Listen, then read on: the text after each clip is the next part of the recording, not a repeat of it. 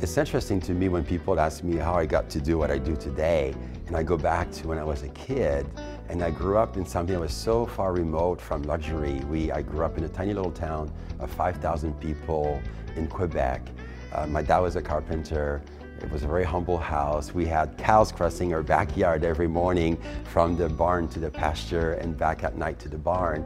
And it was, again, very, very humble. And then I remember when I was a teenager, very first magazine I ever bought was Architectural Digest. Don't ask me why. I just saw this cover of a beautiful home and I thought, I want this magazine.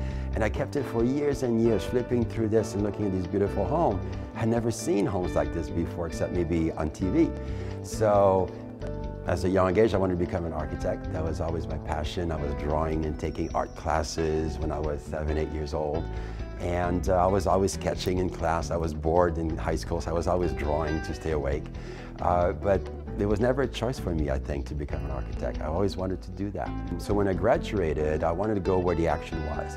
And after working for a few years in a big town in Western Canada, I moved to the States. And I moved to LA. But I had never designed a house before. Everything I was doing was commercial projects. And of, small budget, warehouses, strip malls, all kinds of things like that. But I was always wanting to do better, always to bring in quality, research new material, new finishes. And I realized that the best place to do that happened to be high-end residential. So I happened to walk on Rodeo Drive, and there was a showroom that was featuring a huge model, a beautiful luxury home. It was all about an area called Beverly Park.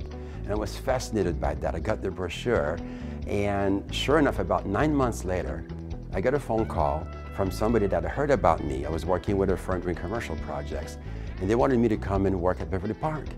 That was my entry into the luxury market.